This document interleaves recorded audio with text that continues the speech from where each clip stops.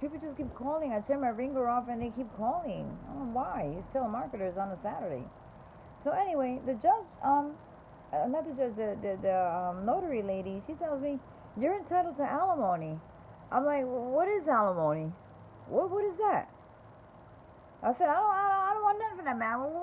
No, I mean, you've been married for 10 years and he has to give you a certain amount of money. I'm like, do you have a home? I told you I lost everything. So she said, okay, well, I'm going to put it here to add alimony. And I said, what is that? That doesn't support you. Support me? I don't want no support me. I don't want nothing to do with him. So she said, well, you can file for divorce. You know, I'm going to put you down for alimony too. So the judge divorced me, let me keep the last name. She slapped him with 10 years back of child support. She assigned him a certain amount. And then she added $100 of alimony weekly for the rest of my life. I was like, oh shit. I didn't expect that. You know, that judge's decisions. I was like, oh shit. I know he mad. I didn't even look at him. I know he mad. Hell yeah, he was mad. He made my life miserable. A living hell after that. It was living hell.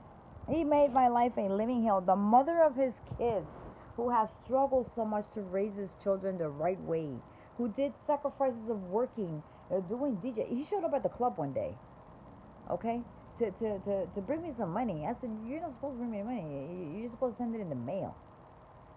And he was making all kinds of faces and everything. And all these men came out of the club and it was like, you know, hey, buddy, you alright?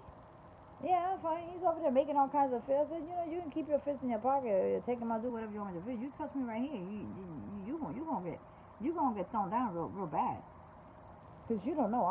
You know, people love me for the person that I am, for the humble, you know, noble person that I am. So you need to get your ass up out of here. Cause if you would be paying the way you're supposed to be paying, okay, and help me the way you were supposed as a dad to help me, I wouldn't be in here doing this. I wouldn't be in here throwing microphones around and being behind a computer and all of that mess I have back there. I would not be here. I'd be home where I belong. Yeah, because you're not doing, never did your part as a father. I have to be a mother and a dad. So excuse me. Get out of here. So he left. He left. He left. I had to bring the toughness out because this man was getting the best of me. He knew how humble and noble I was, and he was just getting the best of me.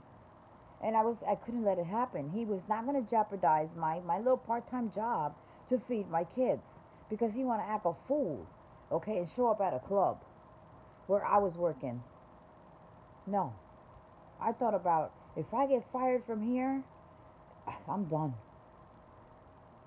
So he just wanted to verify because he heard that I was working in a club.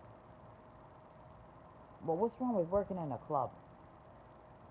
I don't. Back then, back in the day when I was little, it was a big issue. And in Boricuas, Puerto Rican, it was a big issue because if you worked like behind the bar, they would call you a whore. Yeah, that's honest truth. They would say you was a whore. But in my time, when I became a DJ, it's not looked at that way. It's looked at as they're working to make money. Okay? Now, if you let yourself get carried out, then that's your problem. Thank God I have a good reputation in this town.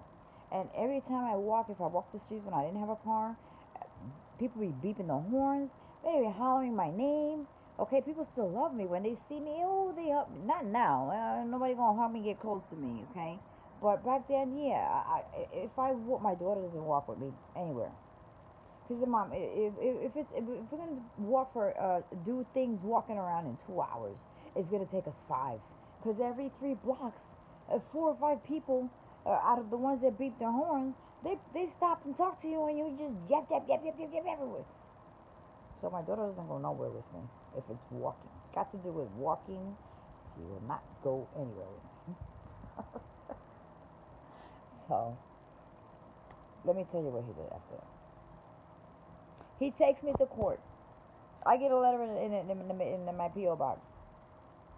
A court date. Unfit mother. I wanted to pass out. I had to read the paper, make sure that was my name on the paper and not somebody else's that I got on my PO box. Cause all my mail I get the PO box. Cause since I had to lose apartments, cause I couldn't sometimes afford it. I've got in some really predicaments. Okay, um, trying to make ends meet. Um, this change of address thing.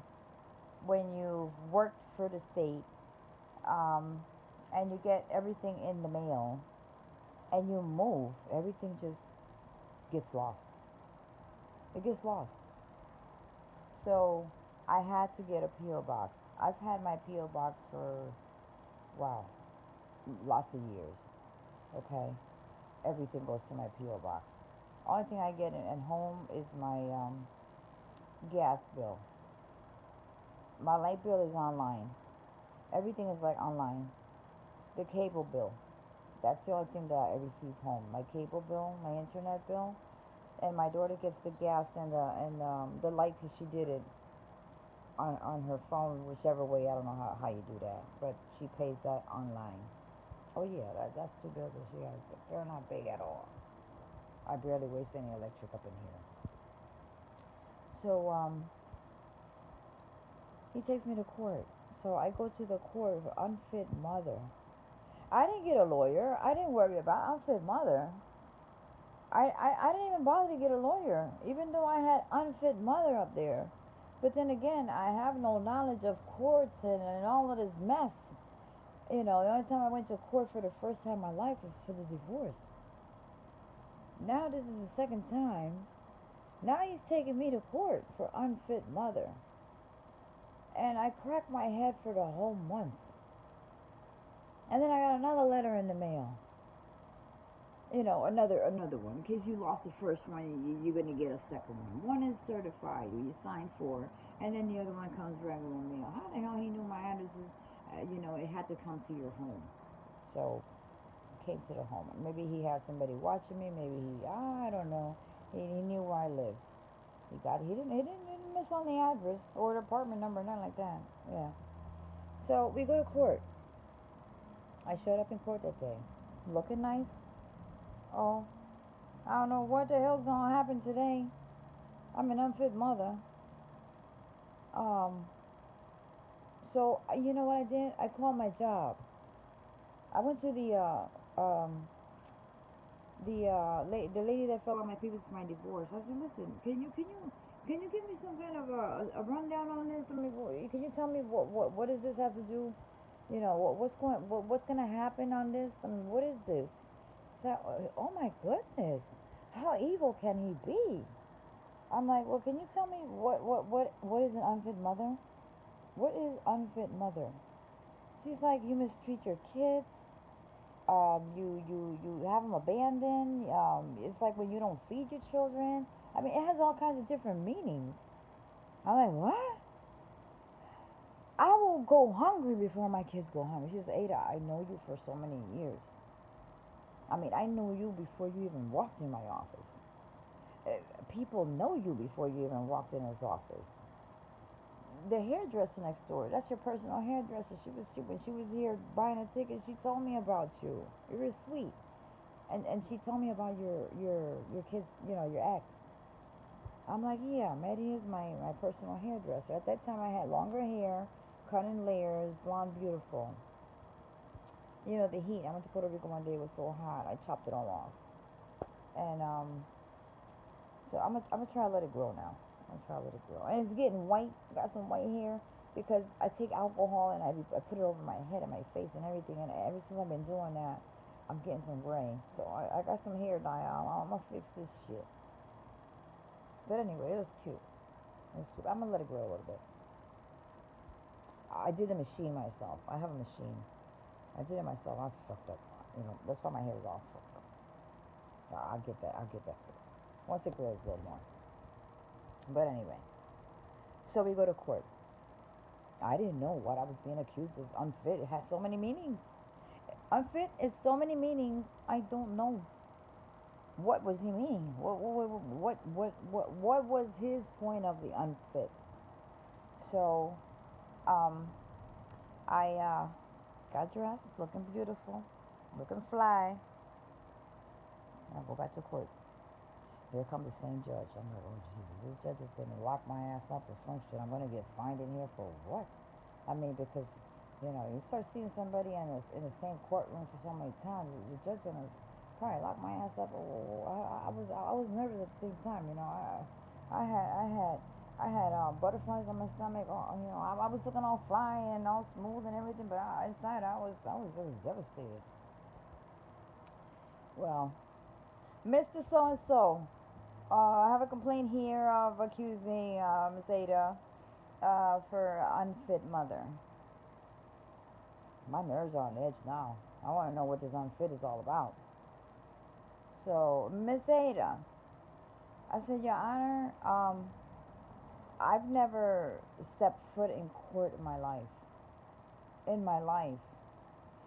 The first time I stepped foot in here was for my divorce, and that was like 6 months ago, after being separated for 10 years.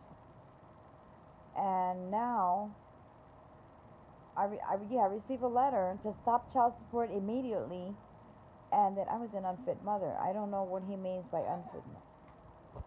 One second.